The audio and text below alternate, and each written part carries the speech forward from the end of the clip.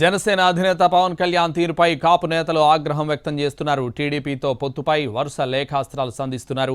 కాపు ఉద్యమ నేత ముద్రగడ పద్మనాభం, మాజీ మంత్రి హరిరామ జోగయ్య లేఖలు రాస్తూ అసంతృప్తిని వెళ్లగక్కారు.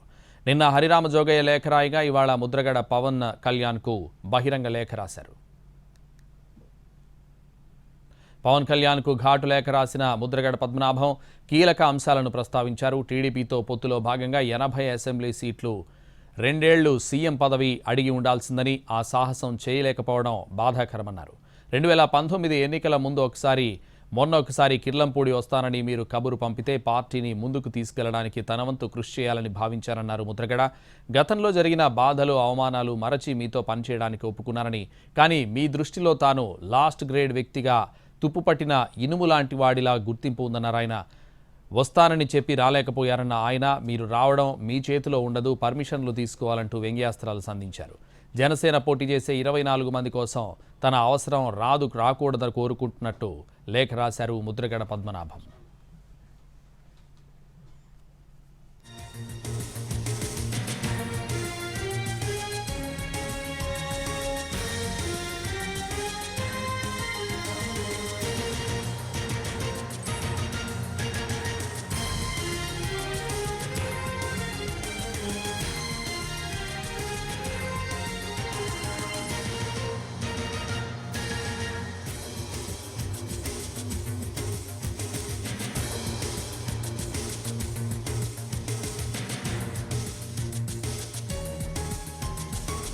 నిన్న హరిరామ జోగయ్య లేఖ రాశారు. టీడీపీ, జనసేన అధినేతలపై అసంతృప్తి వ్యక్తం చేశారు.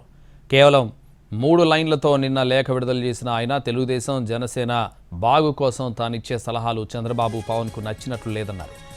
అది వారి కర్మ, ఇక తాను చేయగలిగిందేమీ లేదంటూ లేఖను ముగించారు. ఇటీవల జనసేనాని పవన్ను ఉద్దేశించి పలు లేఖలు రాశారు హరిరామ జోగయ్య. పవన్ 24 సీట్లకు ఓకే అనడాన్ని ఆయన తప్పుపట్టారు. పవన్కు గౌరవప్రదమైన పదవిపై తాడేపల్లిగూడెం సభలో ప్రకటనలు చేయాలన్నారు. అధికారం పంచుకోవడంలో పవన్, చంద్రబాబు పాత్ర ఏంటో తెలియకుండా ముందుకు వెళ్లడానికి వీల్లేదన్నారు ఆయన. అధికారంలో సగభాగం జనసేనకు దక్కాలన్నారు. సభ తర్వాత ఆయన తన అసంతృప్తిని వ్యక్తం చేస్తూ లేఖ విడుదల చేశారు.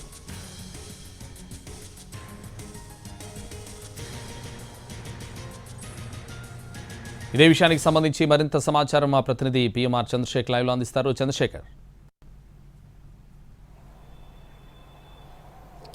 రైట్ సంతోష్, ఇప్పుడు ఏపీలో కాపు సంఘానికి సంబంధించిన కీలకమైన నేతలు, మరొకవైపు జనసేనకు మధ్య కోల్డ్ వార్ నడుస్తున్నట్టుగా కనిపిస్తోంది. ఫస్ట్ నుంచి కూడా జనసేన పార్టీని కొంచెం కాపు సంఘానికి సంబంధించిన నేతలు ప్రధానంగా చూస్తూ ఉంటే హరిరామ జోగయ్య, మరొకవైపు ముద్రగడ పద్మనాభం, వీళ్ళిద్దరూ కూడా కొంత లీడ్ తీసుకుని జనసేనను నడిపించే ప్రయత్నం చేస్తున్నట్టుగా కనిపిస్తోంది. సో ఈ నేపథ్యంలో ప్రధానంగా ఎన్నికలు దగ్గర పడుతున్న కొద్దీ వీళ్ళిద్దరి వైపు నుంచి కొంచెం ఎక్కువగా సలహాలు, సూచనలు అనేవి లేఖల రూపంలో, లేఖాస్త్రాల రూపంలో విడుదల చేసిన పరిస్థితి కనిపిస్తోంది. సో ఈ నేపథ్యంలో ముద్రగడ పద్మనాభం, మరొకవైపు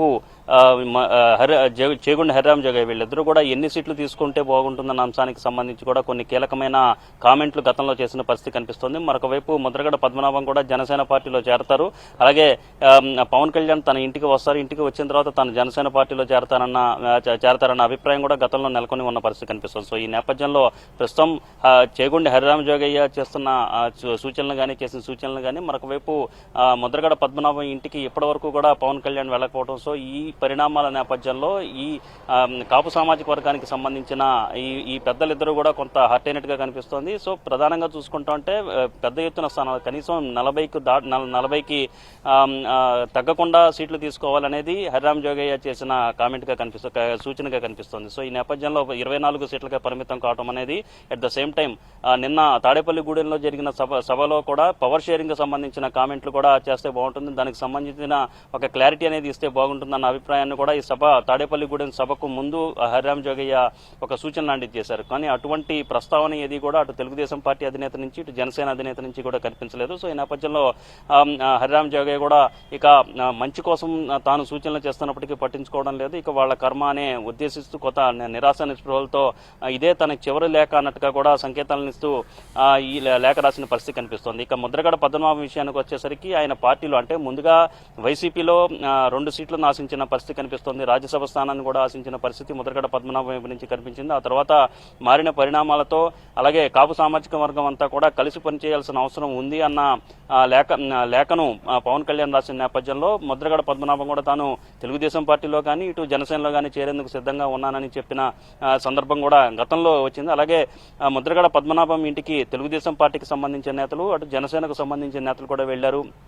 ఈ క్రమంలో ఆయన జనసేనలో కానీ తెలుగుదేశం పార్టీ రెండు పార్టీలో ఏదో ఒక పార్టీలో చేరవచ్చన్న చర్చ కూడా గతంలో జరిగిన పరిస్థితి కనిపిస్తుంది. అయితే పవన్ కళ్యాణ్ ముద్రగడ ఇంటికి వెళతారు, ఇంటికి వెళ్లి ఆయన పార్టీలోకి ఆహ్వానిస్తారన్న చర్చ జరిగింది. ఎందుకంటే కొనతాల రామకృష్ణను అదేవిధంగా పార్టీలోకి ఆహ్వానించిన పరిస్థితి, ఆయన ముందుగా ఒక స్టెప్ ముందుకు వేశారు. ఆ తర్వాత పవన్ కళ్యాణ్ కూడా ఆయన పార్టీలోకి వస్తే బాగుంటుందన్న కామెంట్ చేశారు. సో అదే తరహాలో ముద్రగడ పద్మనాభాన్ని కూడా పార్టీలోకి ఆహ్వానించే దిశగా పవన్ కళ్యాణ్ కొన్ని కామెంట్లు చేయడం కావచ్చు, లేకపోతే ఆయనే స్వయంగా ముద్రగడ ఇంటికి వెళ్తారన్న ప్రచారం జరిగిన నేపథ్యంలో అది కూడా ఇప్పటివరకు జరిగిన నేపథ్యంలో ముద్రగడ కూడా ఇక చివరి హోప్స్ ని ఏదైతే పెట్టుకున్నారో దాన్ని కూడా వదిలేసుకుని కొన్ని నిష్ఠూరాలు ఆడుతూ లేఖ రాసిన పరిస్థితి కనిపిస్తుంది. సో ఈ మొత్తం ఎపిసోడ్ కి సంబంధించి జనసేనలో మాత్రం దీనికి పూర్తి భిన్నంగా చర్చ జరుగుతున్న పరిస్థితి కనిపిస్తుంది. 2019 ఎన్నికల్లో 2014 ఎన్నికల్లో తెలుగుదేశం పార్టీకి బీజేపీకి మద్దతు ఇచ్చారు. 2019 ఎన్నికల్లో కాపు సంఘానికి సంబంధించిన నేతలు కాపు సామాజిక వర్గానికి సంబంధించిన కుల పెద్దలు ఎవరైతే ఉంటారో వాళ్ళ సూచనల మేరకు విడిగా పోటీ చేశారు. మొత్తం